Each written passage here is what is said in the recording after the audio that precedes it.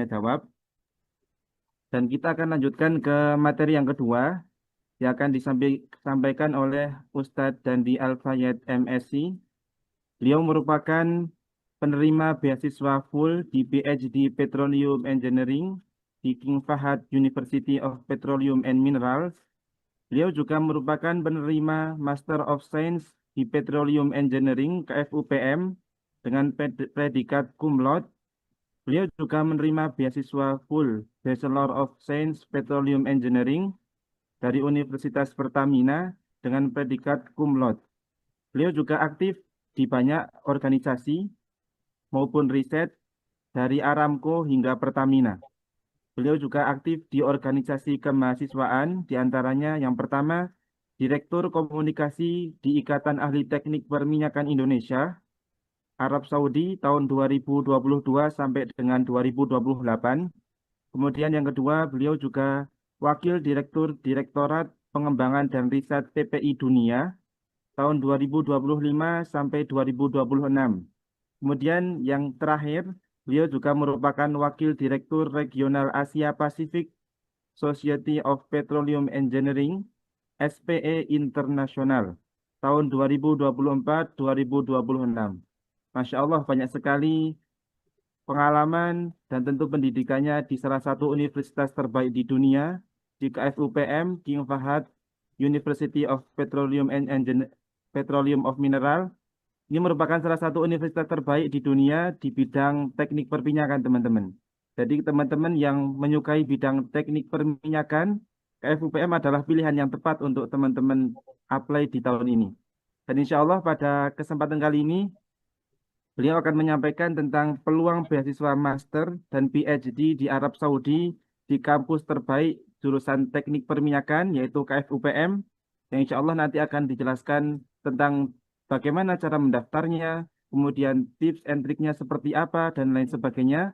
Jadi teman-teman bisa perhatikan betul-betul dan catat poin-poin pentingnya. Kepada beliau, Ustadz Dandi Al-Fayed MSc, kepadanya kami persilahkan. Terima kasih banyak Mas Ibrahim, luar biasa. Assalamualaikum warahmatullahi wabarakatuh. Salam 24 jam teman-teman semua di seluruh dunia. Ada yang dari UK tadi, semua teman-teman Sabang sampai Merauke.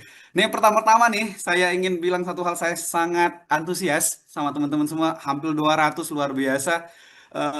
Hari ini bukan sekedar sesi informasi beasiswa. Hari ini adalah sesi untuk membuka cara pandang kita tentang masa depan. Karena seringkali ya, yang membatasi kita bukan kurangnya peluang.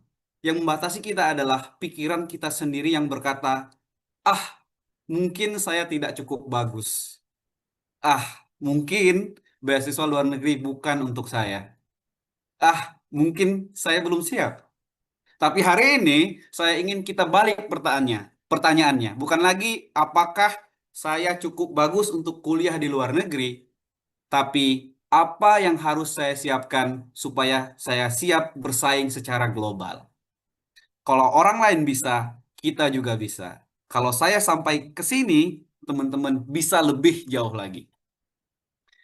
Oke, teman-teman semuanya, izinkan saya share screen untuk memperkenalkan tentang kampus King Fahd University of Petroleum and Minerals. Siapa saya hari ini? Perkenalkan, nama saya Dandi Alfayed. Tadi sangat komprehensif perkenalannya oleh MC kita, moderator kita. Saat ini saya adalah PhD Scholars, mahasiswa S3 di Petroleum Engineering, King Fahd University of Petroleum and Minerals, QPPM Dahran, Saudi Arabia. Bidang saya saat ini saya menggeluti tentang Unconventional Reservoirs atau MNK di Indonesia, minyak non-konvensional. Domain saya di Reservoir Engineering atau Advanced Petrophysics, combinations both of them. Selama perjalanan akademik dan profesional saya berkesempatan berkolaborasi dengan berbagai institusi, Saudi Aramco, Pertamina, KAUS, KPPM, dan partner lainnya. Saya juga pernah berbicara di forum-forum internasional di ADIPEC, Abu Dhabi, OPEC Oman, dan ARMA di US. Tapi teman-teman, saya ingin tekankan satu hal penting. Saya tidak memulai perjalanan ini dengan privilege besar. Saya tidak memulai dengan semua fasilitas sempurna. Saya memulai dengan kerja keras, doa, rasa ingin tahu, dan keberanian untuk mencoba. Dan itulah pesan utama saya hari ini. Background kita boleh biasa aja, tapi mimpi kita tidak boleh biasa-biasa saja. Tema hari ini kita akan bicara tentang scholarship opportunities at KIEP UPM. Saya ingin teman-teman melihat KIEP UPM sebagai pintu masuk menuju ekosistem global. Bukan hanya tempat kuliah, bukan hanya tempat mendapat gelar, tapi tempat untuk membangun kapasitas, jaringan, karakter, dan kontribusi. Karena beasiswa luar negeri itu bukan sekedar tentang saya kuliah gratis. Beasiswa luar negeri adalah tentang bagaimana kita tumbuh, lalu pulang, atau berkontribusi membawa dampak. KIPBM adalah salah satu universitas terbaik di kawasan Timur Tengah, nomor satu di Middle East, eh, terutama untuk bidang engineering, petroleum, energi, computing, science, technology, and etc. Lokasinya ada di Dahran, Saudi Arabia, jantung dari ekosistem energi dunia. Dan yang membuat KPUPM sangat menarik adalah posisinya yang sangat dekat dengan industri. Di mana kita nggak hanya belajar di teori-teori di kelas, tapi juga berada di tengah-tengah lingkungan riset, teknologi, dan industri global. KPUPM merupakan QS World Ranking 67, 67, top 100, sekarang udah 67, nomor satu di Middle East, nomor 5 petroleum di dunia, kemarin sempat nomor 2, ya ranks is fluktuatif, sekarang nomor 5 di dunia, ahead of US University, Texas A&M, etc. 58 di Data Science and AI. Teman-teman, ini adalah fakta dan figures bisa dicek di www.kipupm.edu.sa. Di sini kita merupakan ahead of top global universities. Beberapa dari ekosistem di KPUPM memiliki kolaborasi dengan berbagai universitas dunia dan industri besar. Ada kolaborasi akademik dengan universitas top-top seperti MIT, Georgia Tech, Caltech, Stanford, Rice University, Texas, the University of Austin. Di sisi industri, KPUPM memiliki hubungan kuat dengan Saudi Aramco, SABIC, perusahaan-perusahaan di perusahaan-perusahaan service company, energi, telekomunikasi, bank, institusi pemerintah. Bahkan KBPM memiliki Dahran Techno Valley yang menjadi rumah bagi pusat riset perusahaan-perusahaan besar dunia seperti Schlumberger, Baker Hughes, Halliburton, Honeywell, Yokogawa, Emerson, dan lain-lainnya. Bayangkan teman-teman, kita bukan hanya belajar dari buku. Kita berada di lingkungan tempat ilmu, industri, teknologi, dan inovasi bertemu setiap hari. Ini bukan sekedar kampus. Ini adalah ekosistem pertumbuhan. KPUPM memiliki beberapa college besar, antara lain College of Engineering and Physics, College of Petroleum Engineering and Geosciences, College of Chemicals, Computing, Design, Business School. We'll go through it one by one. What is inside each of the college? What are the department of the each college? Dan apa artinya semua ini? Artinya adalah peluang di KPUPM tidak hanya untuk petroleum engineering, bukan hanya untuk anak-anak migas ya kan? Ini teman-teman migas, nggak hanya itu, tapi juga untuk teman-teman dari bidang teknik, bidang sains, bidang komputer, materials, bisnis, arsitektur, lingkungan, dan banyak bidang lainnya. Jadi jangan langsung berpikir, wah KPUPM pasti hanya untuk petroleum nih. Enggak, ya. KPUPM hari ini sedang berkembang sebagai universitas riset global dengan cakupan bidang yang sangat luas. Let's go through it. First, College of Engineering and Physics, kita punya aerospace, pesawat, control and instrument engineering, electrical, mechanical engineering. Di College of Chemicals and Material Science, kita punya chemical engineering, chemistry, bioengineering, material. Di College of Computing and Mathematics, kita punya computer engineering, information and computer science, system engineering, mathematics. Kita punya College of Design and Built Environments. Di sini kita punya architecture, civil, etc. Kita punya KPUPM Business School dan ada mahasiswa kita, nggak hanya tentang teknik, kita punya KPUPM Business School. Di dalamnya ada 4 departemen, Information System and Operation Management, Global Studies, Accounting, and Finance and Management. Ini yang paling sedikit membedakan adalah College of Petroleum and Geosciences, karena ini top dunia, yang lain juga top dunia, ini top 5. Kita punya geologi di sini, petroleum engineering, geophysics and environmental sciences. Di sini di College of Petroleum Engineering kita mempunyai website khusus di mana bisa dilihat di CPG, GPPM, dan di sini kita bisa lihat dosen-dosennya juga sampai ke PhD requirement, etc. Karena setiap departemen memiliki persyaratan yang berbeda. So that's the peluangnya ya. Itu adalah singkat bagaimana gambaran ekosistem global. Sekarang peluang beasiswa nih. Sekarang kita masuk ke bagian yang paling ditunggu-tunggu ya kan. Beasiswanya apa? Bang Dandi, Mas Dandi nih, beasiswanya apa? KPPM menawarkan fully funded direct PhD and PhD scholarships. Apa artinya fully funded? Artinya beasiswa ini mencakup first tuition fee, monthly stipend, housing di kampus, transportasi dalam kampus, healthcare. Bahkan tadi sempat disinggung juga yearly ticket untuk kita pulang ke Indonesia, ke tempat negara masing-masing setiap tahunnya. Nah, sekarang untuk program PhD atau direct PhD di seluruh departemen kecuali College of Petroleum Engineering, stipennya berada di kisaran 5.000 SAR per bulan. Dan untuk College of Petroleum Engineering and Geosciences bisa mencapai 6.000 sampai 8.000 per bulan. Sedikit berbeda dari college biasanya. Kalau dikonversi ya sekitar puluhan juta lah ya. Sekitar kalau misalnya konversi sekarang bisa dicek itu sekitar 27 juta sampai 37 juta rupiah karena satu dana high konversi ke SAR-nya lagi naik juga. Tapi tapi teman-teman jangan hanya lihat angkanya nih ya. Lihat peluang yang lebih besar di balik itu. Kita dibayar untuk belajar, kita didukung untuk riset, kita diberi fasilitas untuk berkembang, kita dimasukkan ke ekosistem global. Itu kesempatan yang luar biasa. Dan pertanyaannya bukan apakah peluang ini ada. Peluangnya ada. Pertanyaannya adalah apakah kita siap mengambilnya. Sekarang persyaratan direct PhD dan PhD. Untuk direct PhD, program ini terbuka bagi lulusan S1 dengan durasi sekitar 4-5 tahun. Syarat umumnya GPA atau IPK 3,00, kemampuan bahasa Inggris TOEFL IBT minimum 80, kalau IELTS 6,5, Duolingo 120.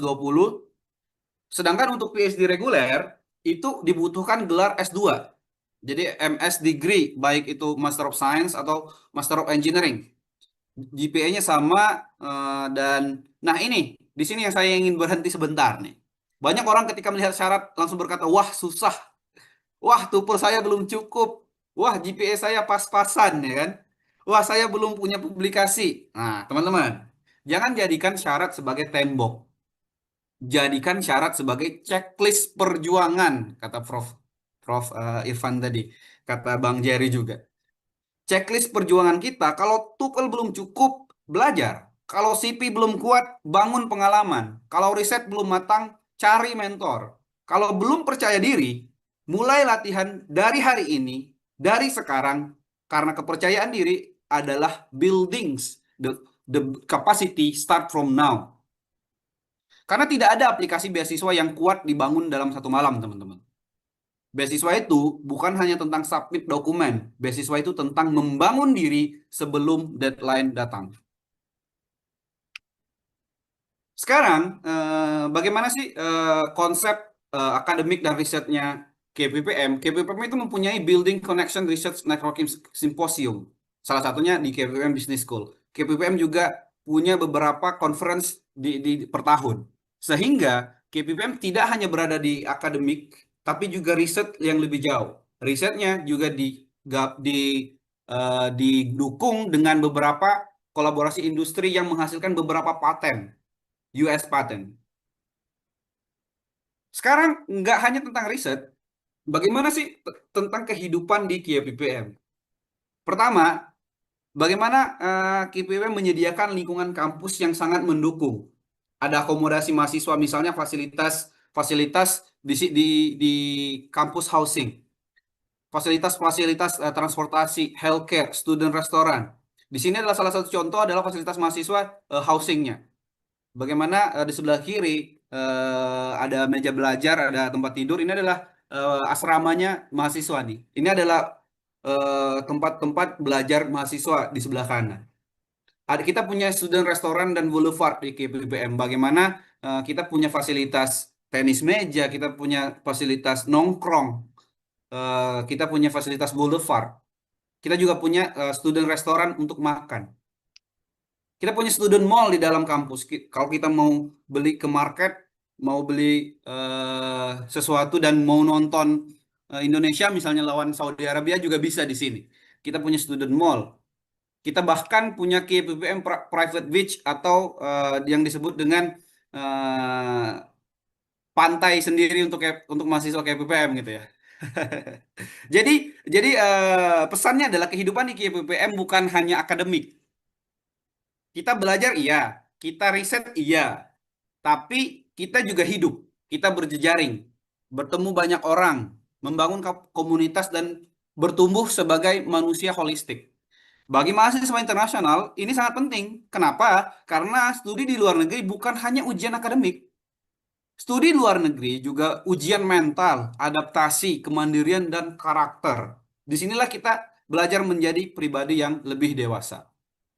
Dan tentu saja ada komunitas Indonesia di KPPM. Salah satunya adalah PPMI Dahran di bawah salah satu naungan PPMI Arab Saudi, di mana di sini ini penting sekali bagi kita.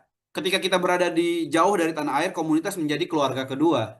Ada teman-teman Indonesia yang saling mendukung, berbagi informasi, membantu adaptasi, dan menjaga semangat. Teman-teman bisa lihat di blogspotnya PPMI Dahran, beberapa tips untuk masuk udah ada di situ semua. Jadi jangan takut merasa sendiri. Di luar negeri kita mungkin jauh dari rumah, tapi kita bisa membangun rumah baru melalui komunitas. Dan saya percaya semakin banyak mahasiswa Indonesia yang masuk kampus-kampus top dunia, semakin kuat pula jejaring diaspora akademik Indonesia. Ini adalah salah satu chart terbaru Indo KPPM, di mana kita punya KPPM student by term semakin meningkat, kata-kata Prof. Irfan tadi di KPPM juga semakin meningkat. Yang awalnya dulu 7 tahun yang lalu itu mungkin sekitar 30 orang mahasiswa di KPPM, sekarang udah 130 lebih, nambah 100 dalam kurun 5 tahun mungkin.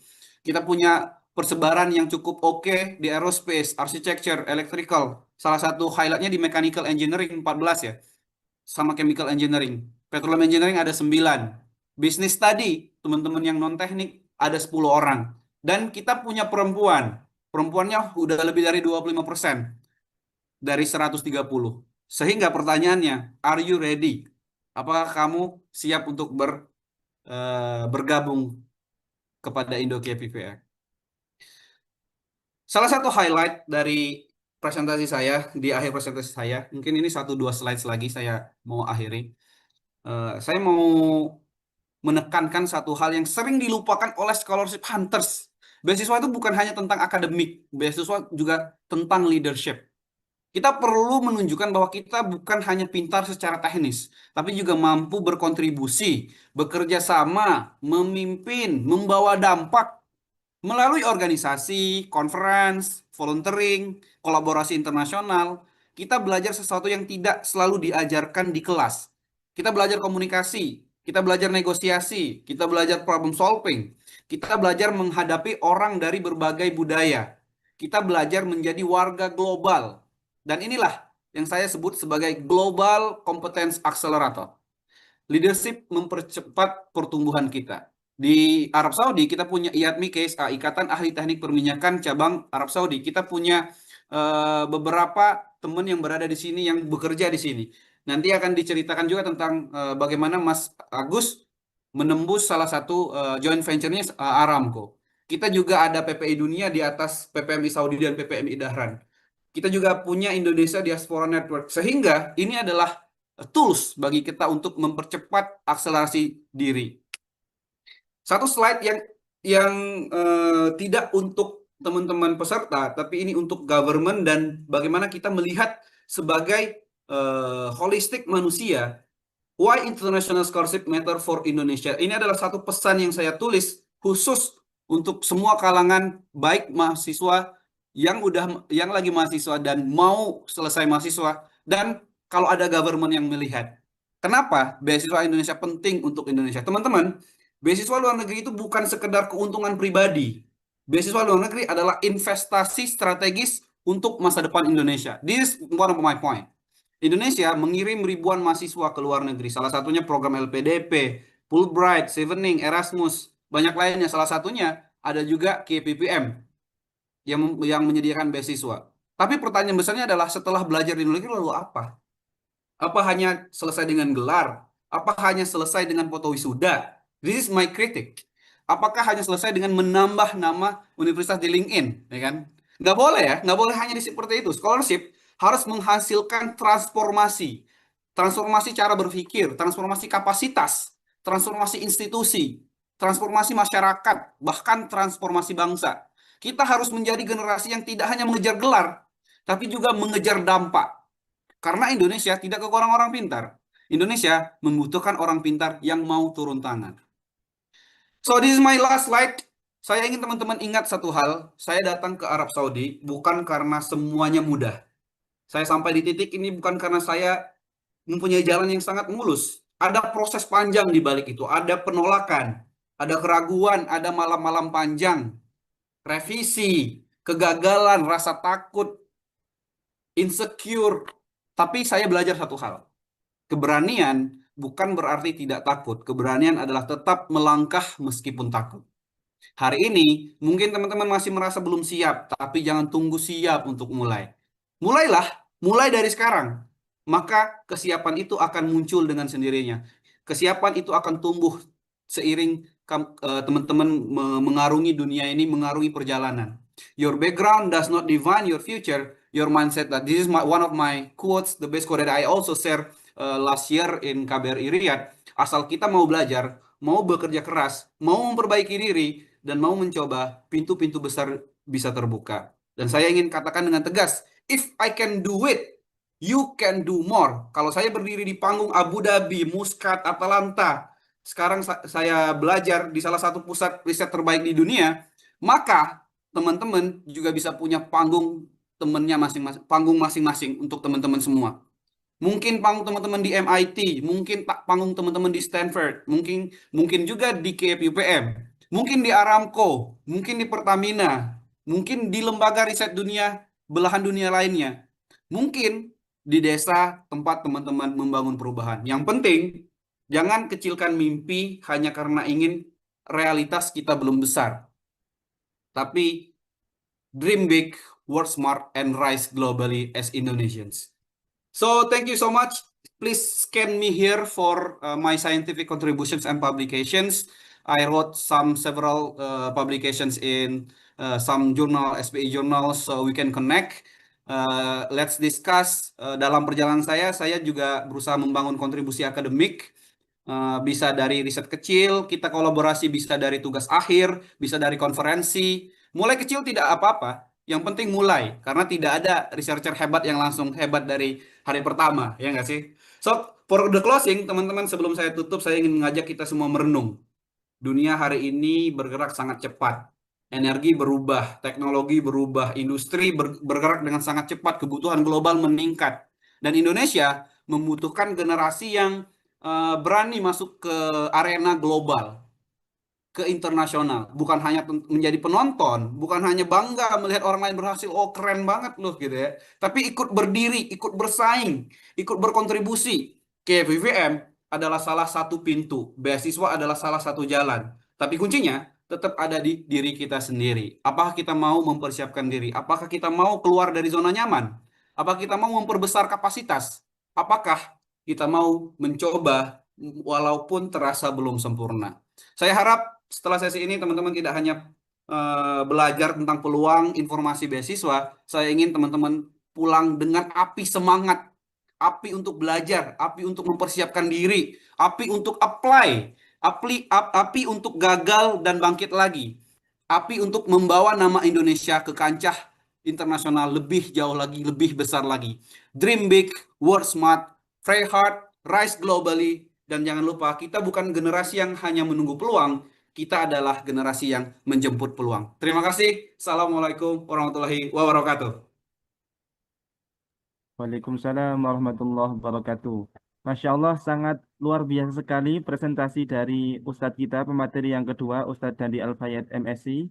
Sangat memotivasi kita sekali, banyak sekali insight-insight yang sangat menarik yang bisa kita aplikasikan dalam hidup kita, terutama dalam berusaha untuk mencari peluang studi lanjut S2 dan S3. Dan tadi telah dijelaskan bahwasanya KFUPM merupakan salah satu kampus terbaik top dunia di jurusan engineering, tapi tidak membatasi ada jurusan-jurusan yang lain. Jadi teman-teman silahkan yang ingin mendaftar di KFUPM bisa disiapkan dari sekarang. Ya, karena kalau kita tidak mempersiapkan dari sekarang, maka ketika nanti kita bukan menunggu peluang, tapi kita menjemput peluang seperti itu yang dikatakan beliau tadi. Oke, sangat menarik. Tentu mungkin teman-teman punya pertanyaan, tapi silakan disimpan dulu. Nanti akan kita tanyakan di sesi tanya jawab. Dan sekarang kita masuk ke materi yang terakhir yang akan disampaikan oleh Bapak Agus Heruman, SSI MSc. Beliau merupakan Master Medical Engineering atau Teknik Mesin di KFUPM tahun 2022 sampai 2024. Kemudian beliau juga S1 Elektronika dan Instrumentasi Universitas Gadjah Mada. Dan beliau juga memiliki pengalaman kerja di berbagai perusahaan internasional maupun domestik, seperti misalkan PT Aramco, kemudian ada PT Rolls-Royce Indonesia, hingga PT Pertamina. Tentu beliau sangat memiliki pengalaman yang banyak, baik dari segi praktisi dan akademisi. Tentu sangat luar biasa pengalaman beliau ini. Dan pada kesempatan kali ini, beliau akan menyampaikan tentang prospek kerja setelah studi lanjut di Arab Saudi. Ini adalah materi yang sangat penting bagi kita teman-teman. Silakan untuk bisa mencatat poin penting-pentingnya dan nanti ketika ada pertanyaan bisa disimpan terlebih dahulu. Kepada beliau, Ustadz Agus Hairuman SSI MSc, kepadanya kami persilahkan. Baik, Assalamualaikum warahmatullahi wabarakatuh. Terima kasih banyak atas kesempatan yang diberikan Mas Ibrahim dan juga para pembicara sebelumnya, beserta juga Pak Jerry Tobing dan Prof. Irfan ya, yang alhamdulillah bisa hadir di kesempatan kali ini. Jadi backgroundnya kenapa saya bisa ada di sini karena ditarik oleh Mas Dandi ya. Jadi kemarin minggu lalu katanya Mas Agus, yuk kita sharing yuk dengan teman-teman PMI gitu. Saya sebetulnya awalnya ragu gitu, apa yang harus saya sharing gitu. Tapi insya Allah dengan pengalaman yang sedikit yang saya miliki, mudah-mudahan nanti bisa memberikan inspirasi untuk teman-teman sekalian. Baik, saya coba share screen ya.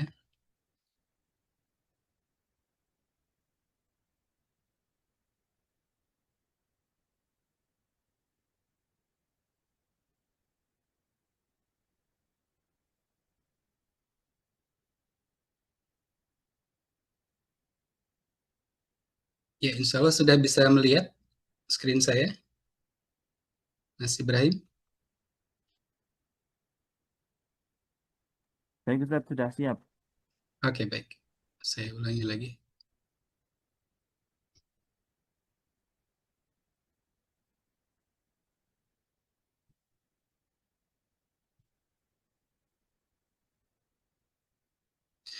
Ya, terkait dengan job prospek di Saudi Arabia. Jadi mungkin diawali dengan pengalaman saya pribadi mengapa saya kemudian bisa berada di Saudi. Jadi saya memang lulusan dari KFUPM di tahun 2024 ya, sekitar 2 tahun yang lalu. Dan dulu sebelumnya saya sudah bekerja di Indonesia kurang lebih sekitar 13 tahun ya di profesional. Jadi ini merupakan lompatan besar gitu. Jadi saya sudah bekerja di Indonesia Mohon selama maaf, 13 Bapak tahun. Agus. Ya, Sepertinya Bapak salah share screen Windows, Pak. oke, Dari tim sebentar. media mengatakan seperti itu. Mungkin mohon dicek terlebih dahulu. Oke, mohon maaf pada.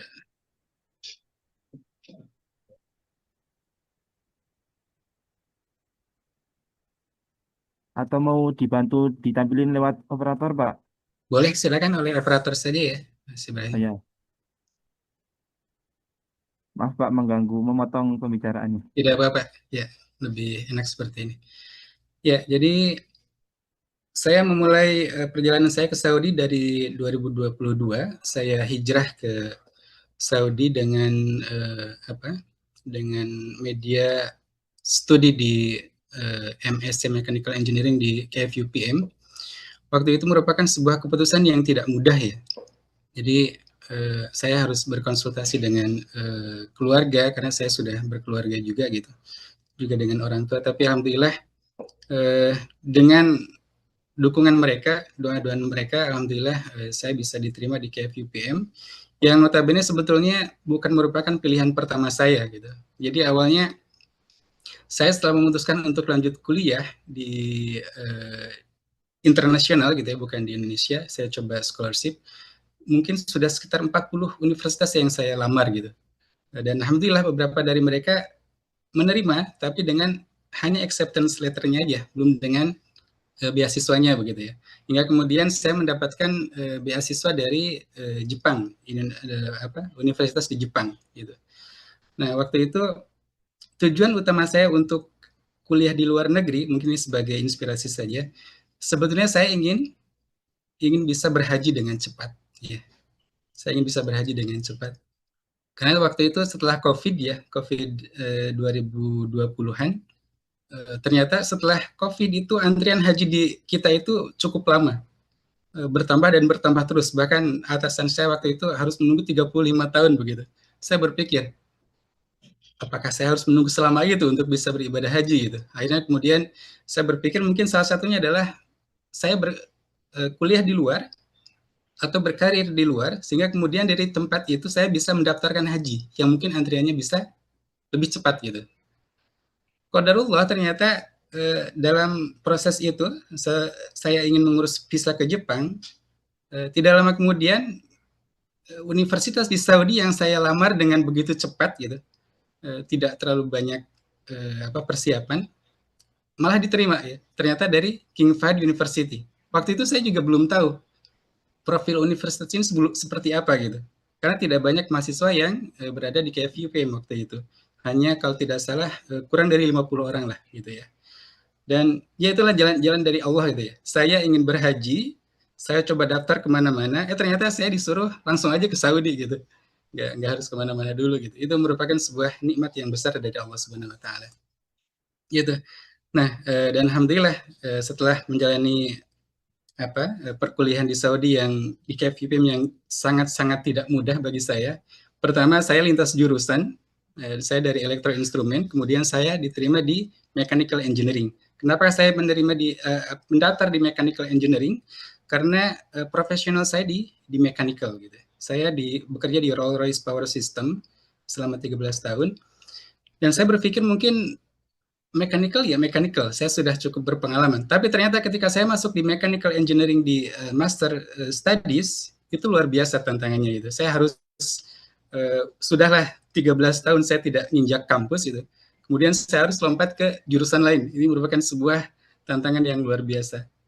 Dan alhamdulillah atas pertolongan Allah, akhirnya selama 2,5 tahun saya bisa menyelesaikan studi di mechanical engineering di KFUPM. Nah, saya waktu itu tentu harus berpikir tentang bagaimana setelah saya lulus gitu, setelah lulus. Dan akhirnya saya coba memutuskan untuk melamar ke berbagai perusahaan di Saudi gitu ya. Karena saya juga merasakan kayaknya hidup di Saudi ini luar biasa gitu, insya Allah barokah gitu. Dan alhamdulillah dari berbagai perusahaan ternyata ada satu perusahaan yang waktu itu baru established di Saudi yang namanya itu Makin. Saya aja waktu itu belum begitu mengenal apa itu Makin gitu. Tapi ternyata ketika saya telusuri, Makin ini bekerja sama dengan satu perusahaan global yang namanya Rolls-Royce Power System, yang notabene merupakan perusahaan saya sebelum bekerja, sebelum saya tinggalkan itu. Perusahaan saya ketika saya masih di Indonesia gitu. Sehingga akhirnya kemudian saya coba like gitu page-nya di LinkedIn.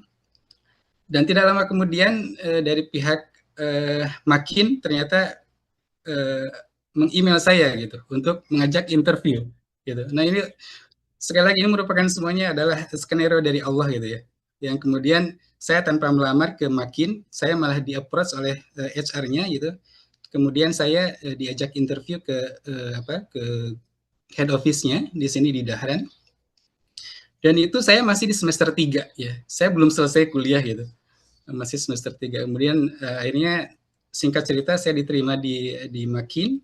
Saya bilang saya ingin menyelesaikan dulu kuliah sampai selesai, dan akhirnya setelah selesai di akhir 2024 saya kemudian diterima di Maret 2025. Itu sekedar cerita singkat saya yang mudah-mudahan bisa memotivasi teman-teman. Jadi jangan berhenti bermimpi, bermimpilah terus.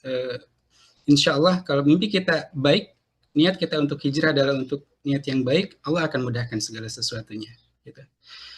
Nah baik, sekarang mari kita kembali ke materi kita di sore hari ini, yang mudah-mudahan kita masih ada sedikit waktu ya. Jadi terkait job prospect di Saudi Arabia, bisa dilanjut Mas? Ya, ini oke, kita lanjut aja Mas. Ya, mengapa Saudi menjadi pilihan bagi kita?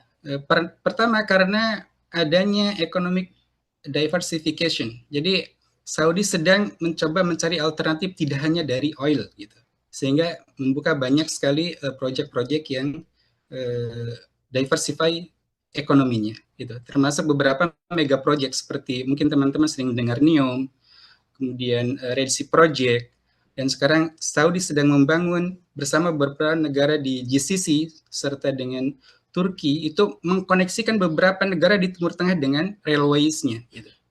Bahkan juga Saudi menjadi tuan rumah di World Cup 2034. Ini merupakan proyek-proyek besar Saudi yang kemudian mereka mau tidak mau harus menarik best talent dari berbagai penjuru dunia untuk bisa mengembangkan ekonominya di Saudi gitu. Juga terkait digital transformation gitu. Lanjut Mas. Nah, inilah beberapa sektor industri yang bisa kita masuki gitu. Jadi saya selama 3 tahun di Saudi bertanya-tanya mengapa kemudian di beberapa tempat yang saya temui malah sedikit dari Indonesia gitu. Bahkan tetangga kita seperti Filipina itu kan, banyak dari mereka kemudian bekerja di berbagai sektor yang tidak hanya oil and gas itu, tetapi yang seperti saya sebutkan di sini ada di bidang energi, engineering, construction, IT, finance, healthcare, tourism, education and research. Itu banyak sekali dari berbagai negara. Hanya kenapa kok Indonesia sedikit? Ini yang memotivasi kenapa saya bersedia untuk diajak menjadi pembicara di sore hari ini oleh Mas Dandi. Saya ingin memotivasi teman-teman, yuk kita ke Saudi gitu. Kita punya tujuan mulia. Ke Saudi tidak hanya untuk misalkan bekerja, kita juga ingin bisa beribadah dengan tenang, mempunyai kesempatan untuk berhaji, umroh dengan mudah. Mari sama-sama ke Saudi. Gitu. Insya Allah kalau kita punya niatan yang baik, Allah akan mudahkan. Lanjut Mas. Ya, dan inilah beberapa most in demand jobs in Saudi ya. Jika teman-teman punya background dari segi engineer atau technician, baik itu petroleum, process engineering, mechanical, electrical, dan segala macamnya. Atau Anda adalah IT specialist gitu. Ini banyak sekali sekarang sedang dibutuhkan, ya termasuk dengan adanya perkembangan dari segi data dan artificial intelligence gitu. Kemudian healthcare professional, saya kalau ke rumah sakit di Saudi banyak sekali bertemu dengan perawat-perawat dari Indonesia gitu. Oh, ternyata sudah terbuka untuk perawat-perawat Indonesia yang bekerja di Saudi gitu. Educator atau researchers. Jadi banyak sekali sekarang di KFUPM itu postdoktoral yang berasal dari Indonesia. Orang Indonesia itu dikenal sebagai orang yang tekun, gigih, dan pinter-pinter. Gitu. Makanya orang Saudi atau kayak KFUPM itu universitas sangat senang dengan para researcher dari Indonesia, termasuk dengan mahasiswa-mahasiswanya gitu. Bisa juga sebagai faculty members atau profesor ya. Kita punya beberapa profesor yang berasal dari Indonesia di KFUPM. Atau sebagai laboratory staff. Jadi kemarin yang saya ketahui ada satu orang yang sudah bekerja ya, yang baru lulus kemudian diterima sebagai laboratory staff gitu. Ada juga yang sudah lama sebagai laboratory staff di KFUPM dan ada juga yang akan diterima kemarin gitu ya, sempat diskusi dengan saya. Jadi ini peluang yang sangat sangat besar di bidang pendidikan. Atau dari segi hospitality dan research, ya, saya menerima banyak sekali masukan, ada beberapa teman gitu, gimana cara untuk bisa masuk di bidang hospitality, baik itu sebagai barista gitu ya, sebagai chef, itu ternyata sudah banyak gitu. Kita punya komunitas di sini, para expat Indonesia di Saudi, banyak di antara mereka yang juga bekerja di bidang hospitality gitu. Lanjut, Mas. Nah, inilah beberapa top companies in Saudi Arabia ya. Ada sekitar banyak lah. Cuma ini dari segi beberapa sektor, masing-masing rekan-rekan bisa melihat top 10-nya itu company apa saja yang ada di Saudi. Nanti bisa di-share atau mungkin teman-teman jika membutuhkan informasi lebih lanjut, kira-kira perusahaan apa saja yang bagus untuk teman-teman apply di Saudi, bisa konsultasi dengan saya. Lanjut. Nah, lanjut kepada tips and trick to get a job in Saudi Arabia. Jadi meskipun mungkin dari segi tadi ya, kita punya faktor yang itu di luar nalar kita, artinya kita punya bantuan dari Allah yang memudahkan, misalkan saya bisa bekerja di Saudi, tapi tetap ikhtiar itu tetap harus kita upayakan gitu. Jadi yang jelas kita harus menyiapkan CV yang bagus gitu ya. Keep it clear and professional, kemudian highlight what is your experience, what is your achievements, kemudian customize setiap jobs. Jangan sampai Anda bikin satu CV Anda sebar ke semua perusahaan yang ingin Anda apply. Itu bukan pendekatan yang baik. Harus dilihat secara detail apa yang menjadi requirement dari masing-masing perusahaan. Nah, adapun untuk terkait platform yang Anda bisa gunakan, terkhusus untuk di Saudi dan GCC, silakan bisa Anda buka LinkedIn, ini menjadi favorit seluruh profesional ya. Atau kalau yang khusus untuk job search, Anda bisa buka ke baik Gulf Talent, Naukri Gulf gitu. Atau yang mungkin Anda sudah berada di sana juga, di Indonesia cukup dikenal dengan Indie Job Street gitu ya. Itu juga kadang mereka membuka peluang seperti itu. Lanjut, Mas. Ya. Nah, lalu kemudian silakan manfaatkan networking itu. Gitu. Jika Anda sudah aktif di LinkedIn, itu merupakan sebuah step awal yang sangat baik. Silakan Anda berkoneksi dengan beberapa yang mungkin sebidang dengan Anda, gitu ya. Ikuti beberapa company pages, kemudian Anda juga bisa coba aktifkan job alerts-nya. Ini barangkali yang belum banyak orang ketahui ya. Anda ikut di LinkedIn ya ikut aja, tapi Anda sebetulnya bisa mengaktifkan job alert sehingga kemudian ketika ada lowongan yang berkaitan dengan bidang Anda, itu Anda mendapatkan notifikasi begitu. Langsung yang berikutnya adalah aktif dan tapi jangan terlalu berlebihan gitu ya. Kalau di LinkedIn itu Anda ada lihat meme di bawah ini, hanya saja sebagai mendapatkan driving license Anda tuliskan begitu panjang di LinkedIn itu ya. Tapi tidak apa-apa, ini juga sebuah kelebihan yang bisa Anda lakukan di LinkedIn itu ya. Kemudian Anda bisa datang juga ke beberapa job fair ataupun online events. Lanjut, Mas. Nah, yang selanjutnya adalah apply-lah dengan strategi gitu ya. Tadi yang saya katakan, pertama fokus dengan job yang sesuai dengan bidang Anda, expertise Anda. Kemudian jangan sampai Anda apply satu untuk semua, ya. Dibuat customization. Gitu. Yang ketiga adalah tunjukkan kelebihan Anda di dalam cover letter, gitu ya. Terkadang kita diminta cover letter dan juga diminta CV. Tunjukkan di cover letter itu yang menjadi poin-poin utama Anda. Itu yang kemudian adalah jika Anda masuk ke dalam tes atau interview, research company tersebut, gitu ya. Kemudian research juga apa yang menjadi job requirements. Kemudian bersiaplah dengan pertanyaan-pertanyaan dari HR ataupun dari user ya, technical question, dan harus mentally prepare. Ya. Terkait research company, saya berbagi pengalaman sekitar awal-awal masuk kerja itu, karena saya berasal dari background electrical, kemudian saya ingin masuk di mechanical, maka saya siapkan satu buku untuk belajar tentang mechanical secara dasar itu. Dan ternyata, Masya Allah, waktu itu untuk tes pertama saya bisa lolos dengan membaca satu buku yang saya baca hanya dengan satu malam gitu ya. Sehingga kemudian saya bisa diterima di perusahaan tersebut. Makanya harus disiapkan Anda research seperti apa company tersebut, apa menjadi requirement-nya. Lanjut, Mas. Nah, ini yang menjadi beberapa kesalahan ketika Anda mendaftar di perusahaan. Terkadang Anda mengirimkan CV yang generik ya, terlalu umum, juga tidak mengindahkan apa yang menjadi requirement dari pekerjaan ataupun job tersebut.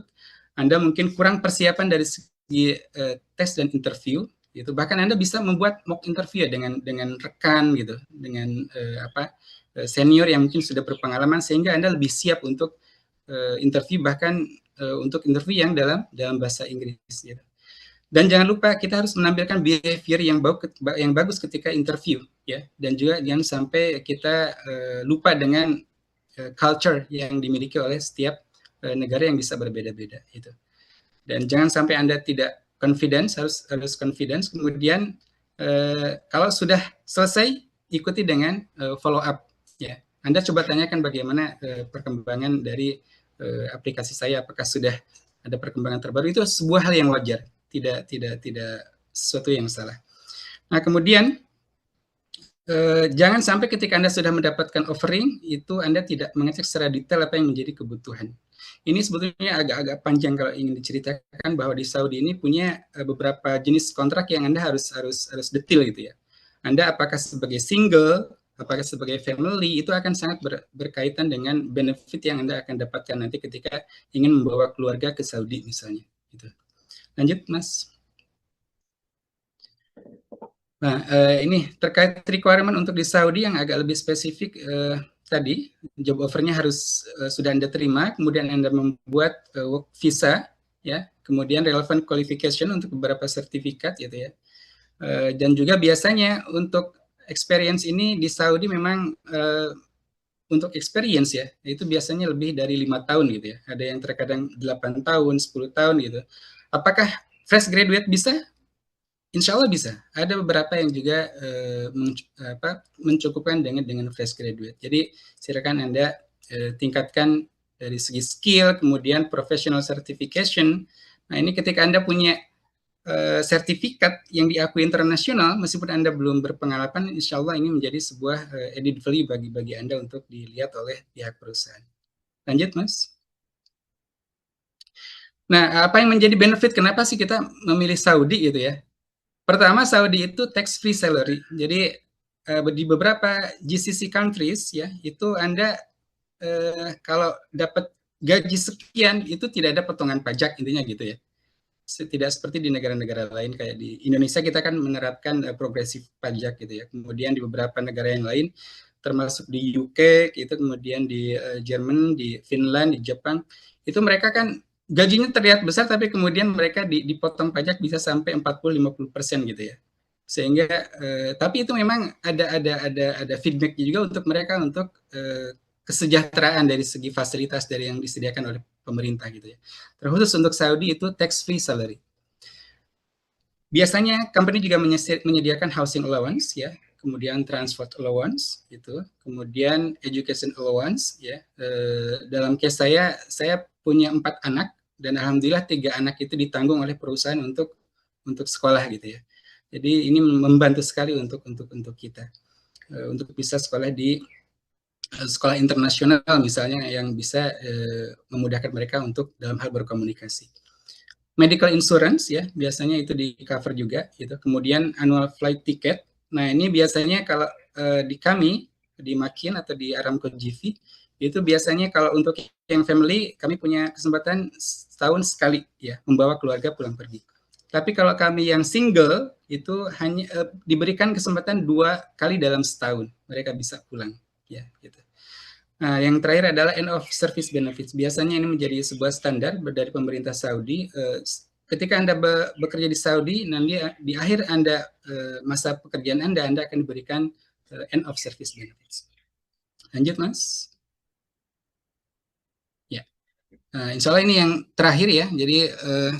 Jadi tugas saya di sore hari ini adalah memotivasi Anda, yang mudah-mudahan ini sedikit ini bisa memotivasi bagi Anda untuk bisa, ayo sama-sama kita ke Saudi gitu, untuk belajar, untuk meniti karir di Saudi.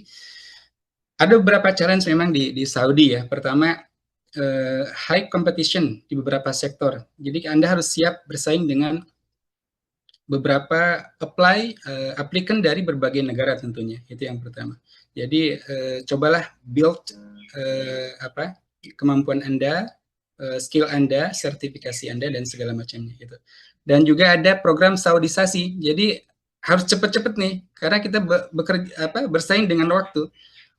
Saudi ingin itu untuk beberapa sektor itu diberikan kepada orang Saudi sendiri gitu. Nah, jadi tapi untuk beberapa sektor yang khusus, yang spesialis itu mau tidak mau mereka harus mendatangkan ekspat dari luar gitu ya. Sehingga Anda harus tahu di mana menjadi kelebihan Anda sehingga Anda bisa bersaing dengan Saudi ataupun non Saudi gitu. Kemudian harus adjustment dengan culture di Saudi ya, karena memang sangat berbeda dengan Indonesia kalau di perusahaan di beberapa perusahaan Saudi. Mereka dan juga termasuk language barrier, minimal Anda kalau bisa basic bahasa Arab itu akan sangat membantu gitu. Saya pun waktu datang ke sini saya pernah belajar bahasa Arab tentunya di Indonesia, tapi ketika datang ke sini bisa saya katakan zero gitu, tapi kemudian di sini kita belajar sedikit demi sedikit. Kemudian high company expectation, karena Anda adalah ekspatriat, Anda dibayar oleh perusahaan, Anda dianggap memiliki skill yang lebih dari yang lain, sehingga ekspektasinya sangat tinggi dari perusahaan gitu. Dan yang ketiga adalah challenge-nya Anda siap menjadi minority ya. Tadi saya bilang Indonesia itu orang-orang Indonesia di Saudi di perusahaan masih sangat sedikit. Jika tadi Pak Profesor Irfan Sek dikatakan ada 500 orang yang diterima di tahun ini aja gitu ya. Gimana kalau 500 ini kemudian bisa convert kerja juga 500 orang di Saudi gitu. Sehingga yang tadi yang berapa ribu atau puluh ribu tadi gitu ya, itu bisa convert menjadi pekerja juga di Saudi. Ini kan sangat luar biasa bagi masyarakat Indonesia. Baik, itu ya. Yang terakhir adalah opportunities-nya, mengapa kita harus di Saudi, career advancement tentunya di multinational companies, kemudian exposure untuk large scale project, ya, Anda akan berkaitan dengan project-project besar, kemudian Anda insya Allah akan diberikan financial benefits yang kompetitif ya, dibandingkan mungkin dengan ketika kita di Indonesia atau di perusahaan sebelumnya. Kemudian international work experience dan work-life balance ya, ini juga sangat penting.